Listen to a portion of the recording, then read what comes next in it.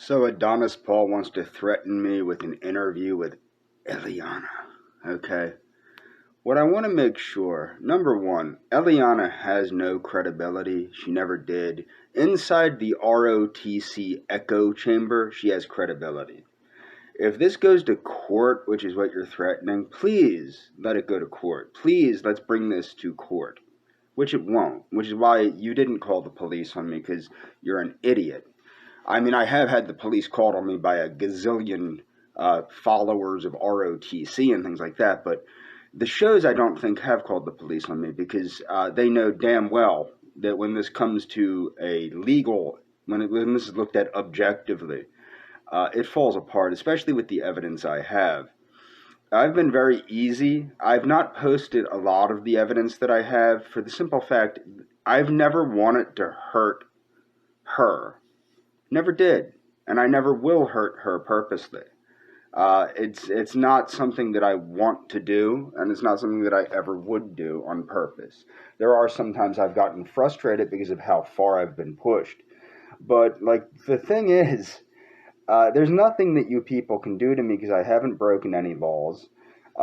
If this gets looked at objectively, at most it'll look like, at most, the truth is, if anything, I've been scammed by her, because I also have evidence of her saying, I hope you made lots of money to Daywave. It's been a big scam to make money off of my misery.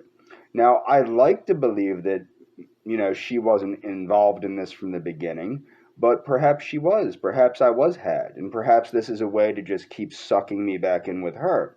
But what you don't understand is after this last time, sucking me back in with her doesn't really work. And why doesn't it really work? Because the thing is, I realize the ridiculousness. I realize the reason she did it was monetary gain.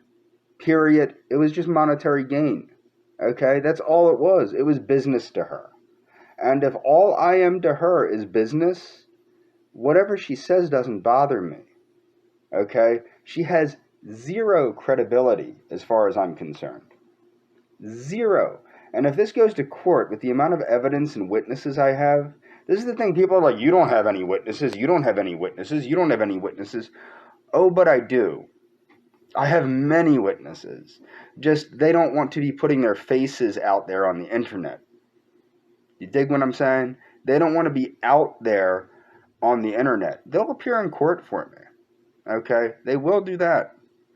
And as for the whole thing with my former boss, if she's stupid enough to have an interview with you, that will be comical. Because that will play out excellently. You think I'm playing into your hands? No, she's playing into my hands and the hands of everyone else that wants good mental health services in this area. If she gives you an interview, that'll be beautiful.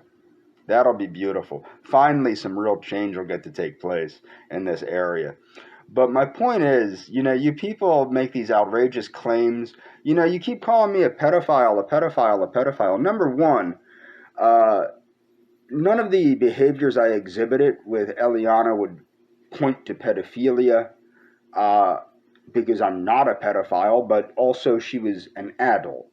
As far as my former employer is concerned, nothing about that. I have no history of pedophilia or pedophilic urges or paraphilia or anything like that. So if she was to state these things, it would be an untruth, and also she's not allowed to release anything in my mental health record. So that would be a very interesting thing if she was to do that. So what you would see is you would see her get in a lot of trouble if she's that stupid. Okay? If she was stupid enough to not only fabricate things, but to release things in my mental health record or even my employment history. By Pennsylvania law, she's not allowed to even talk about her being my boss. Now, she has a supervisory position at another mental health clinic at the moment. If she likes that position and she likes, being employed gainfully, she might want to learn that there are certain rules you have to follow. Now, her being a narcissist, she doesn't go by the rules.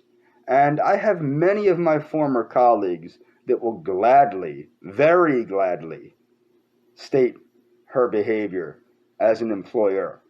Okay? Very many. And again, nothing points to pedophilia. Again, with the hebephilia that you claim I have, hebephilia, that's not a classification. At most, what it is a diagnostic fluke that was struck down for the DSM-5, as I've stated, because it doesn't make any sense. It makes no sense. It would just mean that you're attracted to younger adults. That would be all that hebephilia means. It wouldn't constitute anything. Now, some people, like I posted one of the links with the Psychiatric Association or Psychiatric News, what they're stating is that it's a crime, not a mental health disorder. One of the things that's important to understand, for example, with the Catholic, the quote pedophile priests, now there is some hardcore pedophilia going on in the Catholic Church, but a lot of that, I don't even know if it was most of it. I would actually have to look at the stuff to see. But a lot of the pedophilia priests, it wasn't pedophilia, it was inappropriate homosexuality, is what it was. And the reason it was inappropriate isn't even necessarily the age difference. Like if somebody's 17 and they're being molested by, say, I don't know, a 30-year-old priest, the age difference is not exactly what makes that inappropriate. It's the position of power the priest is in and his exploitation of the juvenile, well, not even the juvenile, of the young adult. Actually, by law, it would be a young adult. So my point is you see the same thing with teachers, where teachers are held to a higher standard than the general public. And this is because they just are. Now, I've long argued, like when I was going to school for criminal justice, in my business ethics class, we had business ethics geared toward criminal justice. I long argued with these teachers that would sleep with their 18-year-old students. I would long argue that, a 23-year-old woman, I was a 23-year-old math teacher that had an orgy with a bunch of 18-year-old boys. And my point was, what she did was wrong and somewhat weird. But the point is, it wasn't technically illegal, but she did jail time for it. And the reason was because the position that she was in as a teacher versus the students, but everyone participating in the sex orgy was 18 years of age or over. So it was kind of like, what the hell? So my opinion is that she should have lost her job, but not done jail time, because she didn't technically break the law. She didn't technically take advantage of anybody that was under the age of consent. So that's how that works. I mean, and the thing is, these people, they think they're proving all this stuff. I posted some funny things on YouTube and called Adonis Paul a child rapist. Hey, I have as much proof that Adonis Paul is a child rapist as Adonis Paul has that Mary is a murderer. So why don't we go to court, Adonis? Why don't we go to court and I can explain the stalking of Mary to the authorities. I can explain what you do to Mary to the authorities. And I can also explain how I have as much evidence that you're a child rapist as you do that Mary is a murderer. Because as far as I'm concerned, Adonis, you're a child rapist. And I have just as much evidence as you do that Mary is a murderer. So keep calling Mary a murderer, and I'll keep calling you a child rapist. You child rapist.